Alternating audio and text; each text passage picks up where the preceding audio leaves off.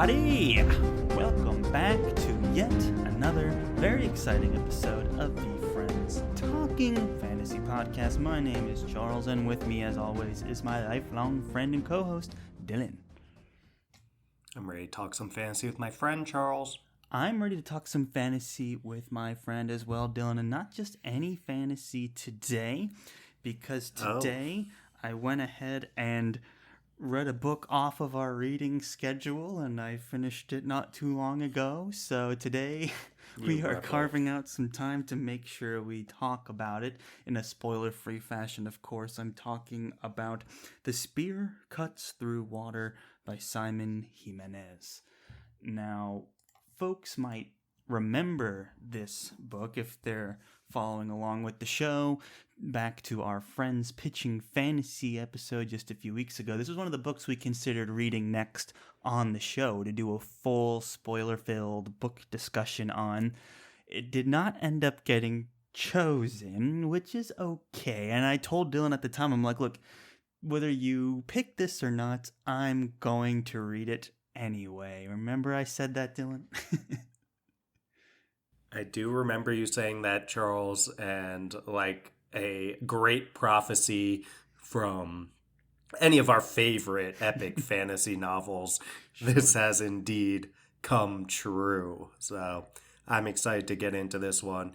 You've been singing its praises both on the air and off the air to me. I've been hearing such incredible things about the writing style and how unorthodox it is, but sounds like Simon Jimenez. Is that how you say it? Jimenez? I say Jimenez, I think. Jimenez. It sounds like Simon Jimenez has absolutely nailed this one.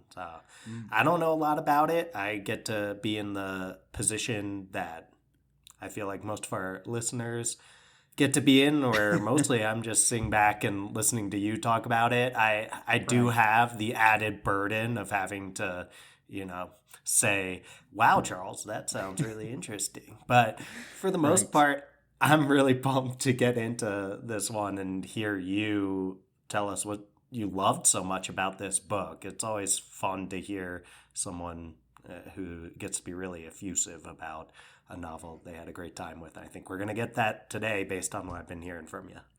Oh, I think we're going to get it as well, Dylan. Much like The Spear Cuts Through Water, this book cuts through the edge of modern fantasy. This book came out in August 2020. Take that, modern fantasy. Take that, modern fantasy. Cutting edge right here. It was listed on Oprah's best science fiction and fantasy books of the year. It made a couple other lists as well.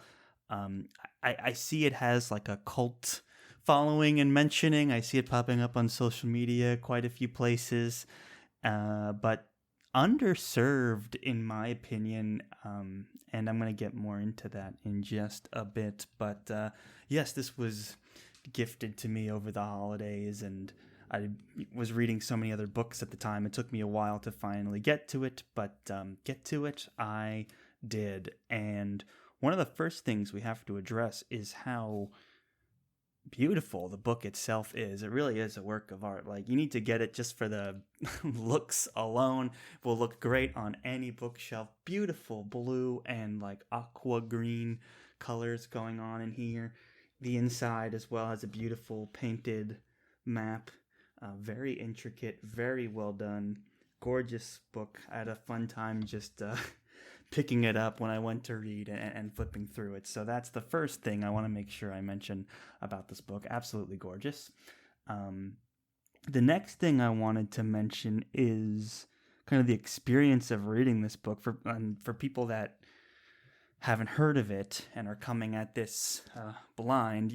I've talked about this book a few times on our show before, and I mentioned it on at TBR Con at the beginning of the year, talking about our favorite reads from 2022, and I was only about halfway through it at the time, but I was talking about exactly why this book was so modern and captivating and engaging, and I think a lot of that comes from Simon Jimenez's voice and his ambitious nature in which he tells this story, it kind of reminds me of, I'm going to compare it to this book a lot. It kind of reminds me of The Fifth Season by N.K. Jemisin in the way that it's, ambition through storytelling, trying to change your perspective, trying to tell the story, trying to tell its themes through the use of narrative voice. This book goes through first person, second, third person, and third person narration interchangeably sometimes from one paragraph to the next. So it moves very fast like that. It also kind of breaks the traditional story structure as well. There are no chapters in this book. No chapters. They're not numbered. I find that frightening. I am a person who I feel like I like short chapters. I like to feel like I'm accomplishing something and moving through. And I also like to know where is a decent place to stop. So the lack of chapters, you mentioned that a while ago. And I don't know if that's just me, but I think a lot of readers will probably be on the same page. Oof, no pun intended. Oh, and there you go. I think that, trust me, that was the least intended pun of all time. Like, how lame is that? Because we could literally use the on the same page pun, like, many times every episode. I'm better than that. So anyway, chapters, Charles, they're an important part of my reading experience, but it sounds like you didn't feel like this book needed them. No, and I'll say one of the things you got to consider when you go into this book, you have to be open-minded in more ways than one. One of the ways, and I'll get through all of them by the end of this episode, but one of the ways, of course, is breaking out of the traditional, story format of a fantasy book. It's not going to be numbered. It's not going to have a clever name anticipating what's to come. It's not going to have the name of the POV character you're about to jump into. But there are, and it happens every few pages, there are these line breaks that almost read like either stage directions or action lines or something like that. They're very small and they happen quite frequently throughout the book, and it'll just kind of break up the page, and then it happens almost every page or every 2 pages. These little line breaks come up. That's something. And on a page. Seems like there's almost Charles, you're holding the book up for me right now, so I can see it has these italics. Yes, like it'll say a bell chimed or something like that, or the driver groaned. Right. Are they always spaced out? And it's kind of hard to explain to the listener, but there's larger than normal space. There's bigger text, I think, than usual. Yes. And it'll say something like a bell chimed in italics. Mm-hmm. And then there'll be another larger than normal space and then start of a new paragraph. Yes, so exactly. It sounds like that. It's always got something like that to break it up, Charles? It's always got something like that, and it's got multiple of them. And they're very short. If these were considered chapters, they'd be incredibly short chapters, and there'd be hundreds of them in this book. But so that is a way in which it breaks it up. And I'll also get into the plot a little bit now. The story's told over a set amount of days. I think it's 5 days. So it'll be it'll have these big breaks, almost like act breaks for day 1. Day 2, day 3, and it'll also break morning, afternoon, evening, dawn. It will do that sometimes. So you can treat that almost as chapters in How many pages overall, Charles? Overall, it's a long story. It's about 520 pages, and these pages are pretty big. It's a sizable book. Yeah. It's a sizable book. Because, pages is kind of not always the best way to describe a book. I know in the biz, in the publishing biz, they always use word count instead of I have no idea what page count, because page count is kind of nonsensical. But we usually use page count because we have no idea how many words any of these books are. So it's a big book over 500 pages. So that's some serious reading right there, because you got big hardcover. And even though there's a lot of these generous line breaks, and here's an example, Dylan. I'm going to hold this. You guys can't see, but it's a totally blank section just called The Second Day. So it kind of jumps around. It does that. But that's in which rare. Does it have? Oh yeah. Oh, that's rare. That's Yeah, every day it does I this. read The this first day book. is in which we do this. The second day in which we do this. There's 5 I love days, and that. each one they do something else. Um, so There's a book I read that was a middle grade book, middle grade fantasy. I read for our fantasies bingo board that they do, and it's it's like this very whimsical book called "The Girl Who Circumnavigated Fairyland in a Boat of Her Own Making." I believe is the ooh, title, quite the title. and every chapter it starts with this like in which what I can't remember her name, but it's like Huh? in which I think it's like She January, in which January discovers a small cottage and like is nearly cooked for dinner. It's like something like that. So right, I right. was thinking that in which thing is so fun. Well, here's what's interesting about the use of in which here. I've gone almost 10 minutes without even explaining what this book is about. So I'm going to get into that a little bit. Um, Basically, it is a story about two men who are tasked to go on this journey in which they're carrying a goddess from one location to another to overthrow this evil empire. That's about as high level as I'm going to say about the story. But what's interesting about it is the story. And remember when I said you have to be open minded in more ways than one? Here's another one in which we got to kind of take in the story here. So the story is told there's a person who is like the main character, and he's from a more modern age. They say of like railways and radios, is how he kind of describes it. It feels like, World War II ish times, and he's dreaming. And in his dream, he goes to this mystical place that is a theater, a stage that spirits watch a performance. So he's dreaming, watching a play.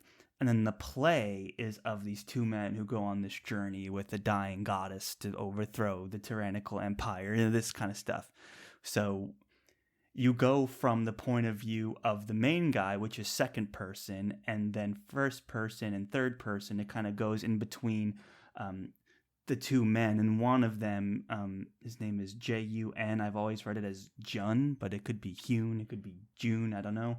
But June and Kima, and June and Kima, and the two of them, I think it's mostly told through Kima actually, um, and follows their journey throughout the story. So there's some interesting things at work going on there. So when I said that there's these common frequent line breaks, you have to remember that this is being told as a play, as a work of theater, and there's dancers and they're performing this play. And you'll also hear me describe the story as surreal because it's written in a very surreal way, and the story itself is very surreal. And there's so many frequent line breaks, right, that it almost kind of reads like poetry at a time. And that's what I think I enjoy most about this work is Simon Jimenez took this story. He's like, okay, this is a story about two men going on an epic quest, a journey, right?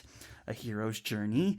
And in that journey, they're kind of trying to figure out their own lives. I think one of the main themes in this is storytelling. A lot of them are kind of grappling with identity, which is kind of a story, and they're also grappling with the legacy of what the implications of what they're about to do if they succeed on their journey, right? So they're struggling with their own identity.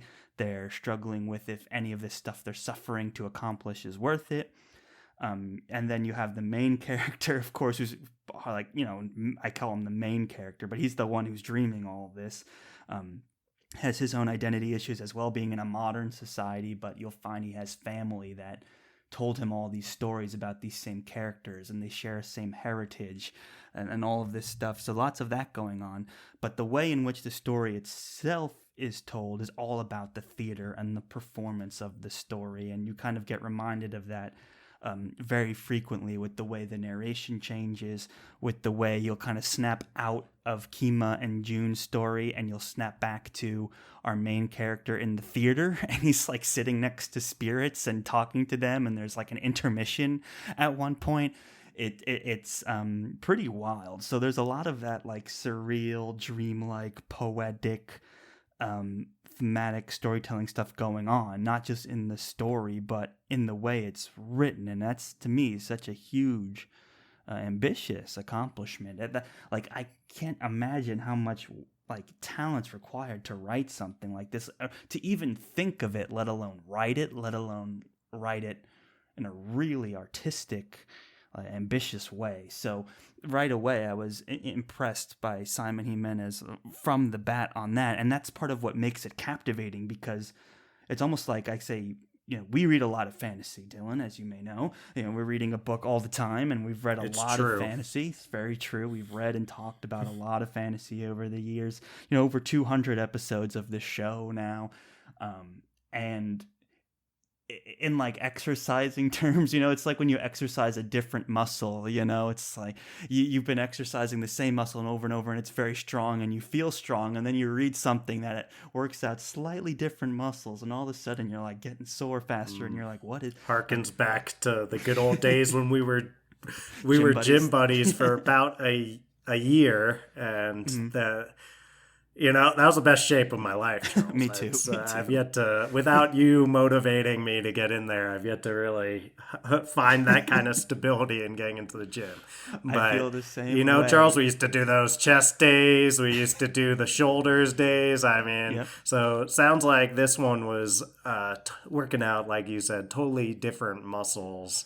Right. This was like if we just did the bench press all this time, and then we did our first leg day ever, and then you try and stand up, and you're like, oh, my legs are killing me.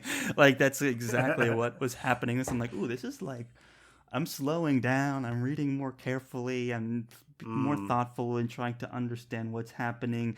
It's a different lift than what we're used to. Gotcha. Charles walked into this one like one of those noodle leg people that skips legs day, and he came out of it with just monstrous calves. I mean, you should see this. They were burned. I even on the Zoom call, he's sitting down on a chair, and his calves are so large they are in view of the Zoom call. Oh yeah, so for sure, that is really exciting stuff, Charles. It's definitely leg day for your fantasy reading mind, and you can put that on the blurb, Simon. You can have that one.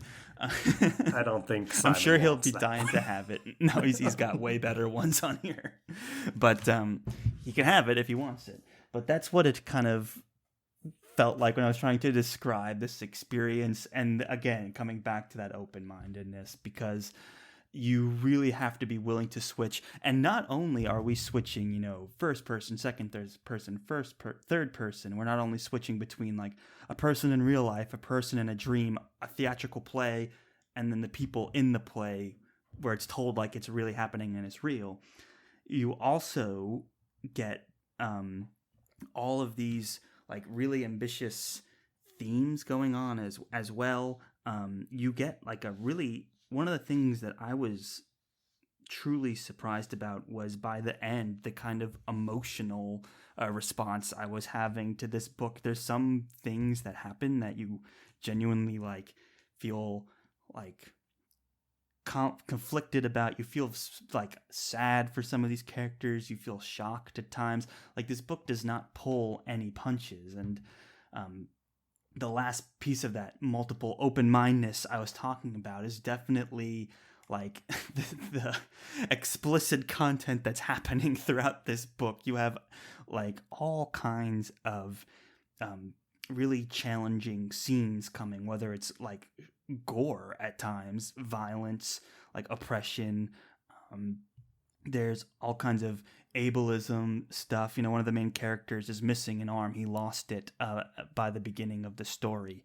And that's kind of part of his identity, is like you come to find out like how he lost the arm in combat and how that kind of affects his position in society, how he views himself, how others view him. You have a guy who was part of the noble family and then left.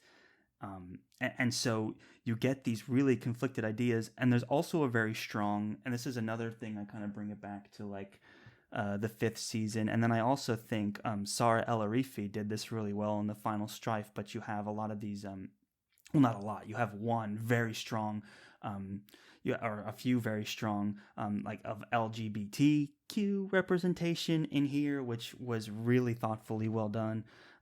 And you kind of realize throughout this book that it's a very romantic and emotional story, even though it doesn't set out that way. Like, yes, it's an adventure story, and it kind of reminds me of Lord of the Rings in a way, where by the time you get to the end, you have this emotional connection. Like, you feel the weight of these characters and how they've changed throughout the journey, and how they kind of try and have these everyday relationships, and some are successful and some aren't, and like, what was it all for, kind of a thing.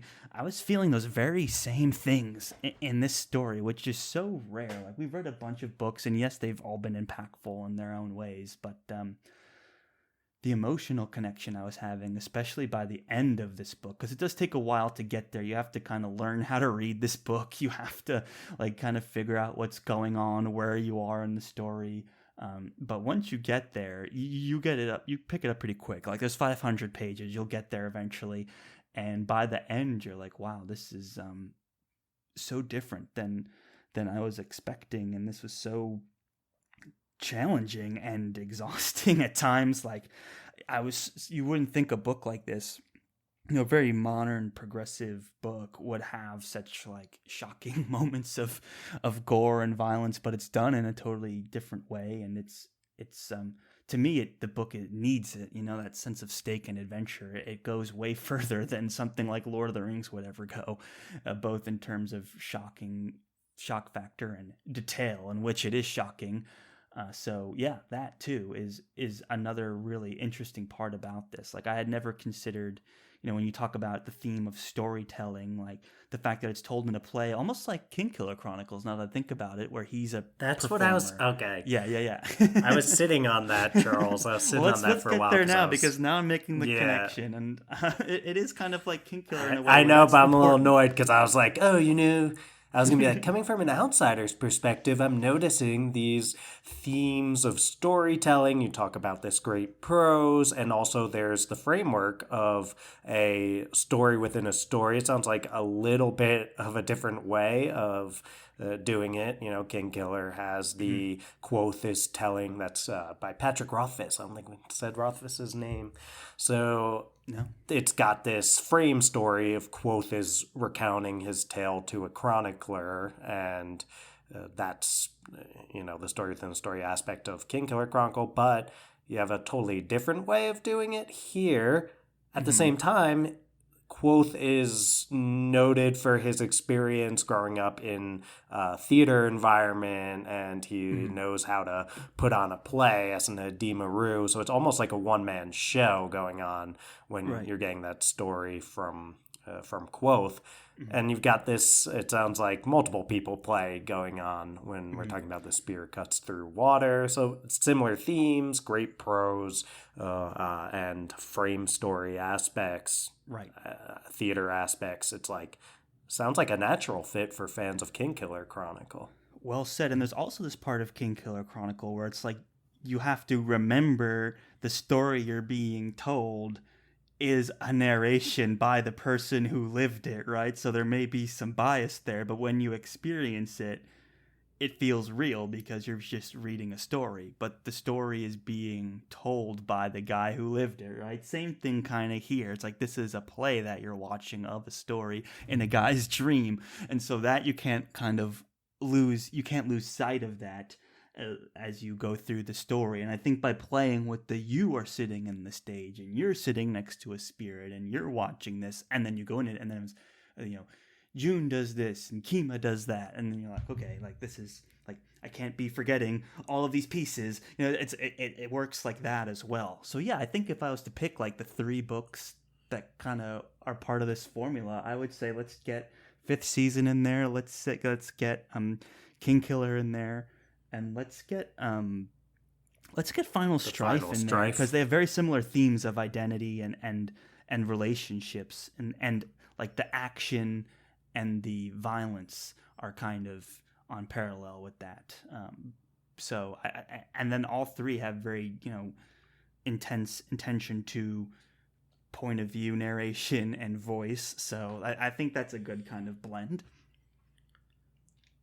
Well, that's a pretty incredible trio of books you Yeah, just put together there, yeah. Charles. Mhm. So if that doesn't sell people on it, I don't know what would. I wonder if you pitched it that way in Friends Pitching Fantasy, I don't know if I would have been able My to issue with pitching it at resist Friends King Pitching Killer Fantasy, and I don't Chronicle know if I can meets ever go Final back and Strife. listen to that because I had Yeah. no idea what this book was about, and there was no way I could have ever like predicted what this book was about when I was pitching it. Even reading through people's um, comments and reviews and feedback, no one really attempts to go too deep into the meat of the story, but a lot of them do capture these themes really well. They capture the prose really well in their reviews, and they capture one of the things that I think is preventing this from being like a huge national breakout success is that it is a bit more complicated. It brings me back to grade school again of like it feels like a higher reading level at times because it does ask you to, you know, read this poetic prose in constantly shifting narration. There's even times when it's shifting narration, but there'll be sentences within a paragraph that are italicized, and it's the almost like a Greek chorus of it's the thought of like random people that they encounter throughout the story. Like they'll briefly pass a security guard or something or an animal, and then you'll get one sentence of like, yeah, we saw him but didn't think much about him. Like that's the actual thought that the person they just walked by was having. So you're in a dream watching a play of a person walking by someone and you're reading their mind. So it's like it's very ambitious and it takes a very specific you have to be in a very specific mood to want to take that on, but if you take that on, Well, that's yeah, go ahead. it sounds rewarding. Yes. I assume that's where you were going with Yes. it.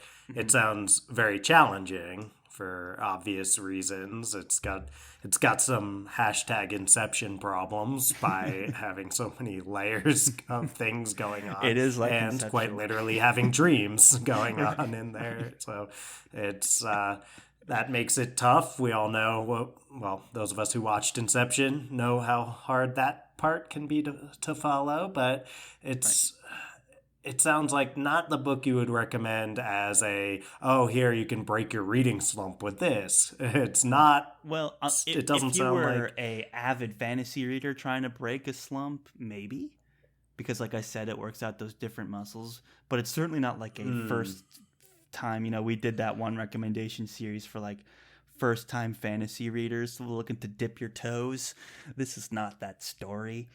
But I No, don't this want will it to feel throw like you there's a deep into the. huge barrier to entry. If you can get through the first 20 pages of this book and you're following along, then you're great. You'll be fine. Like it's not that steep. It's just more different than what we're used to. There's not these intricate maps at the beginning. There's not detailed chapters. There's not like all this other stuff. I mean, the world building is still there. Like you still have these governments and politics, and there's some sort of magic system with godlike powers, and then the gods had kids with like kids with famous warriors that became like the emperor and his children. So there's like these abilities that passed down. So you get these like half gods that have random powers that they encounter. It's like this guy can say something and then that person has to do it, or this person can shapeshift, or this person has insane strength, because they just inherited some weird strain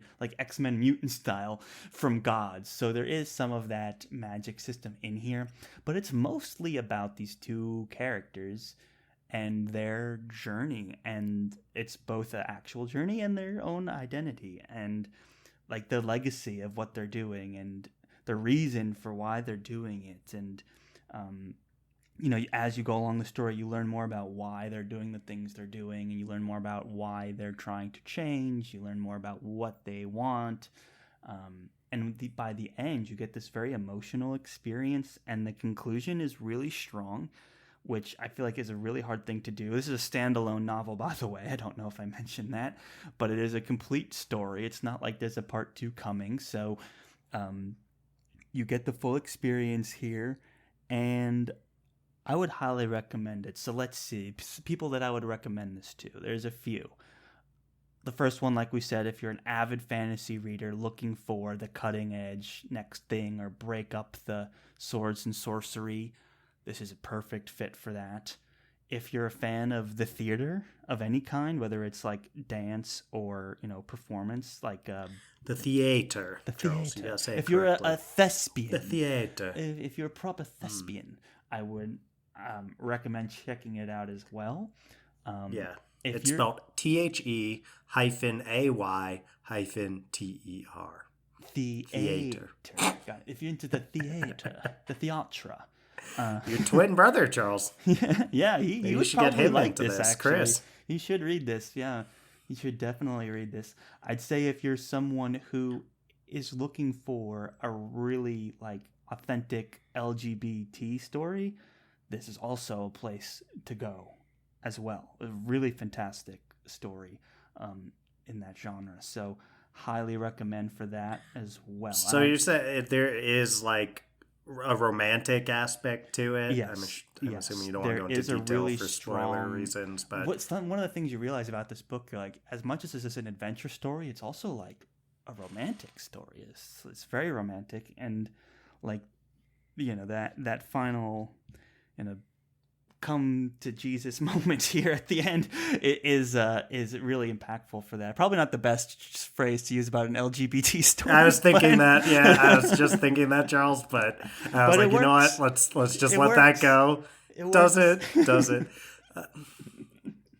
Let's we'll move right along. Let's move toward one of the question. Yeah. Let's move along toward a question I've been wondering, which is, you say like it's all a dream, right, Charles? Mm-hmm. So I always wonder, how do you keep the stakes high when the dream is like where everything is taking place?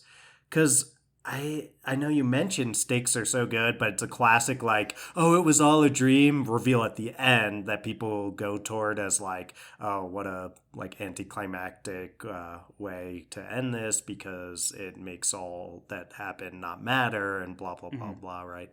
It was all a dream. They were in purgatory the whole time, like those kind of endings. Obviously, this is a premise, not an ending, so it doesn't suffer from that like cheap way of trying to conclude it. But I do wonder, I guess, how does Jimenez get you invested in the stakes of all of this, despite the dream premise? So I'm going to answer that as spoiler-free as possible. It will be fully spoiler-free. So, great question. Right in the beginning, the magic system is that this theater that you access by dreaming is a legit thing. So it's not just his own dream. Like he's sitting amongst other spirits that are watching the same thing. Everyone's dreaming, but it's like going to see a Broadway show, but you have to dream to see it, So we're all like seeing the same show, but through that lens. There's also this idea of so at the very beginning, the story starts with the main character whose dream is the one watching the play. He has family members that tell him all these stories, and they say one day, like, if you're lucky, you'll be able to access this theater and watch the story of some of our ancestors, right? So it's like this idea of what is this story and how does it connect to their identity.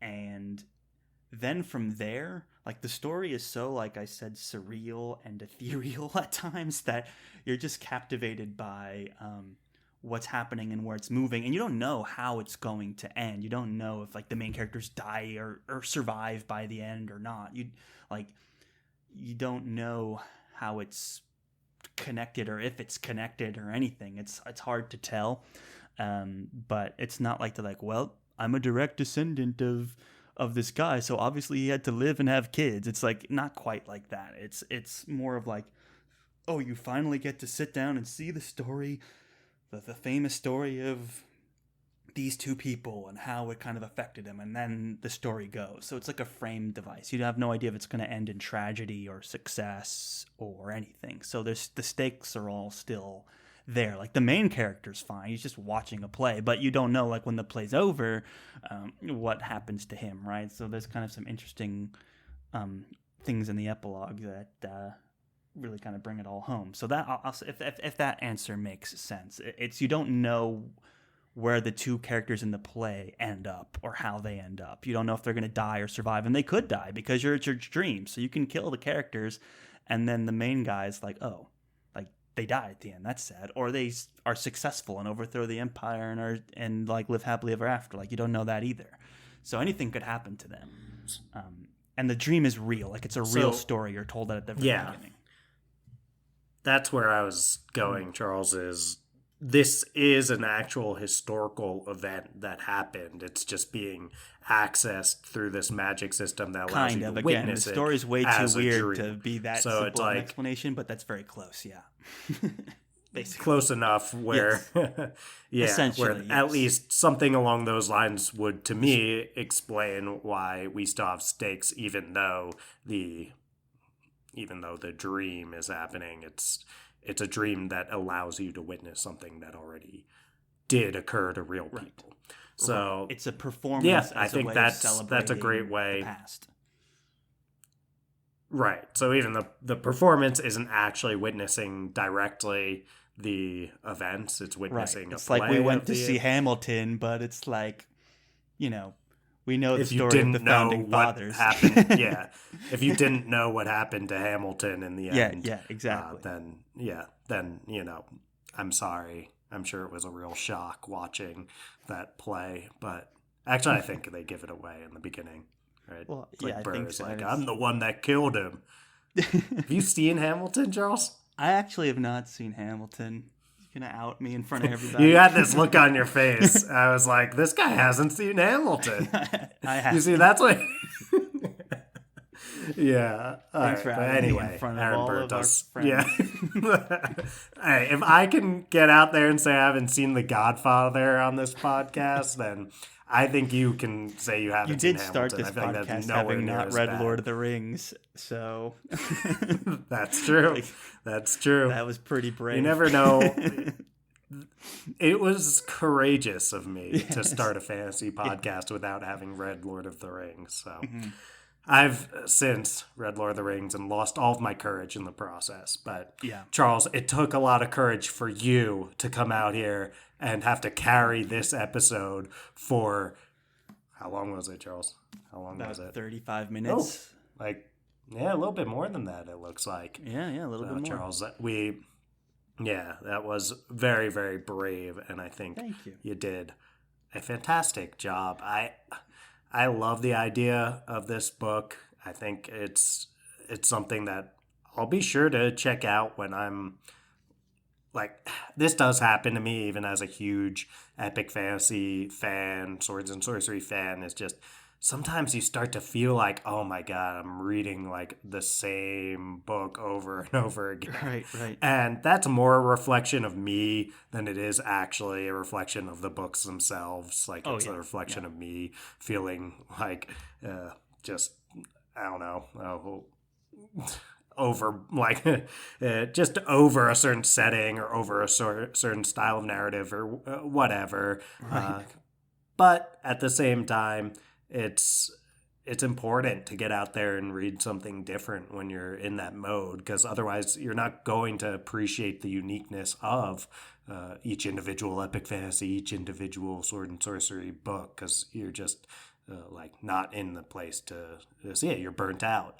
And sounds like this is a huge palate cleanser, as we've been saying over and over again. It can help you find some love for the genre when you see like, oh wow, I can't believe what this person is able to do with this genre, with the fantasy genre, with these tropes. Because I can think of several books, and you've named a couple of them for sure, but the fifth season is a great example where you're like, oh wow, like you can do this, you can go second person, you can have like, there's one twist in the fifth season that I can't get into, but it really plays off of a well-established trope. And it plays off of a very well-established trope and like narrative style in fantasy to kind of subvert the reader's expectations in a really creative and rewarding way.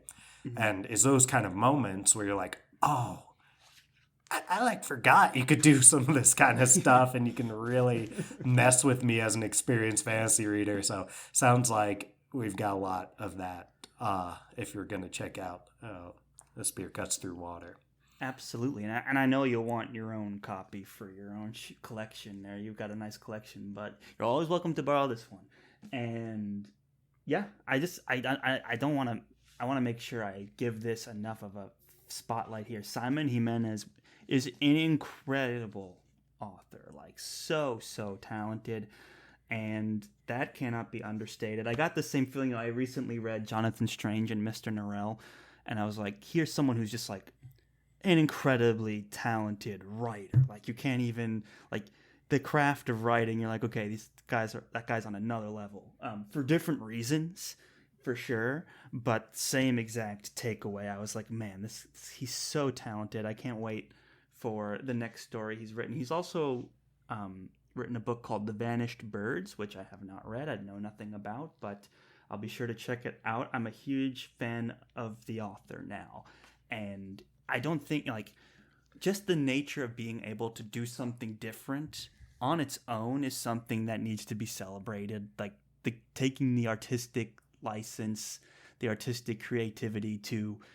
just throw a totally wild and wholly original idea out into the world and see if it sticks. It is such an incredible thing to be able to do, especially in the fantasy genre, which for decades was always kind of seen as this like pulp fiction kind of, the chosen one slays the dragon, no kidding. And yeah, does he meet the wizard at the beginning? Like, like for a genre that was riddled with that for so long, to be able to throw something like this out there is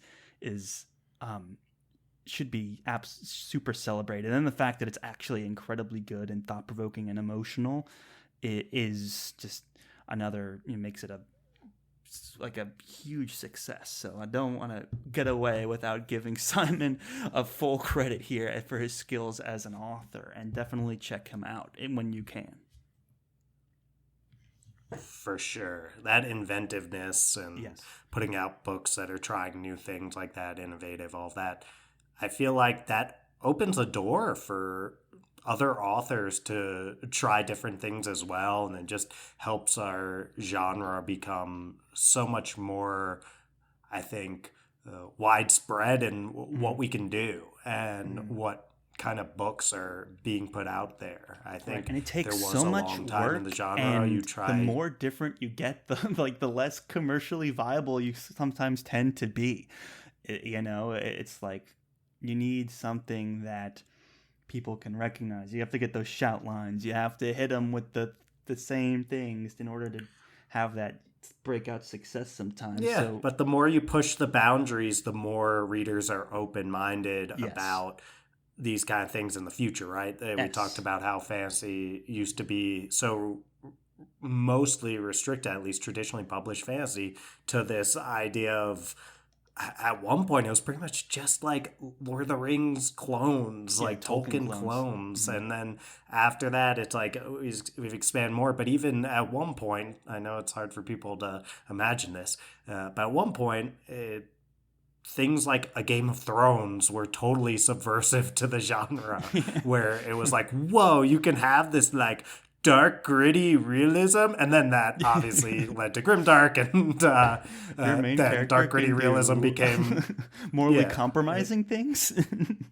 Right.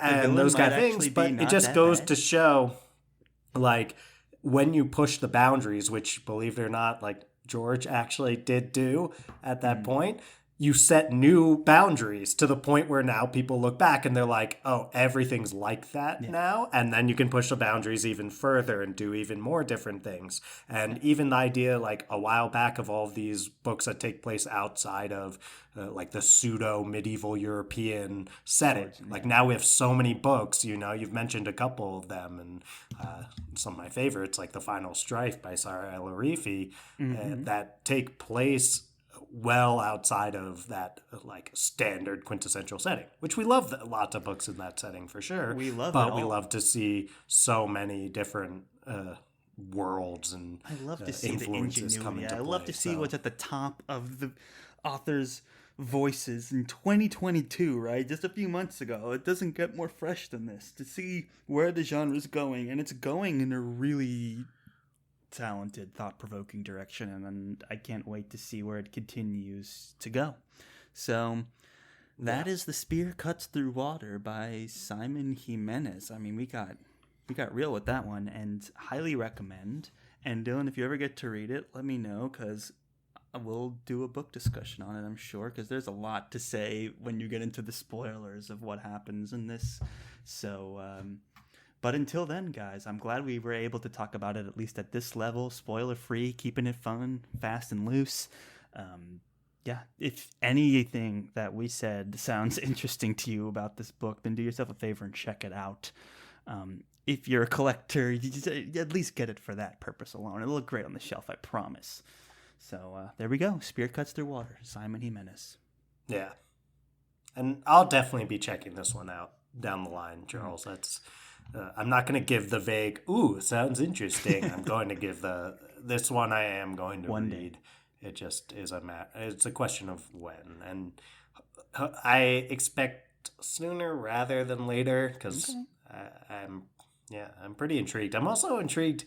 It sounds like this poetic prose. I'm also intrigued by the idea of the audiobook. I know you didn't listen to the audiobook, Charles. I'd be intrigued by that, too. Yeah, I'm going to at least listen to a sample of that, and seems like the kind of book that would lend itself extremely well. And, Charles, if you end up needing a refresher by the time we get to it, then maybe that one will make sense to do on audio. But that's very true, actually. That's also it seemed very, just looking at the pages, it was another thing that reminded me of Sarah Larifi's Final Strife. Yes. It looks very much like it would lend itself to that like audio rhythmic sort of. Yes. Because her story starts as a storytelling with the storytelling with the performer at the beginning, like, let me tell you a story about this, very like dynamic, lively, active storytelling with like a cultural tie-in too. They're two very cutting edge authors, right? Battle Drum is coming out soon, the second book from Sarah. So there's a lot in the works. These are two modern voices. And since I already used my one terrible pun per episode, like I accidentally hit my I've limit got one already. I will not make any jokes about the spear cuts through water being cutting edge. Thank you. I already said that at the beginning. Did you? Oh, yeah. Remember, I said the cutting fantasy edge, and you're like, take that fantasy edge. Oh yes. But I will do another one because you can never have too many. I'll say this is another episode in the books, guys. In the books. Get it? Because that's one you could use every episode too. So. You could. If you ever need a new tagline instead of "Go forth and conquer, friends," you could say, "That's another episode in the books." Yeah, I could actually, but I won't because I like the one we have already. And you know what else I like that we have already is our sweet outro music. Okay, get pumping. All right, let's get it before we do any more puns. We gotta get this playing right now. Thank you, everyone, one and all, for listening to yet another very exciting episode of the Friends Talking Fantasy Podcast. If you like what you heard today, do us a favor, reach out to us over on social media. Let us know if you've read this book or if you plan on reading this book. We'd love to talk about it. It's over on Instagram at the FTF Podcast and Twitter at the FTF Podcast with a number 1 on the end. Now, Dylan, if they like what they heard today and they want to support the show even further than just reaching out over on social media, what can they do? Toss 5 stars to our podcast, which you can now do over on Spotify, where most of you are listening. It's just 2 clicks to toss us 5 stars. It's over at the top of the Friends Talking Fantasy podcast feed over there. You can also give us 5 stars in a rating and or review on Apple Podcasts. We always really appreciate when you do that. But just listening is more than enough. Thank you so much for doing that. I agree, Dylan. Just listening. You guys are awesome for doing that. We greatly appreciate it. Thank you, thank you, thank you. And as always, guys, go forth and conquer, friends.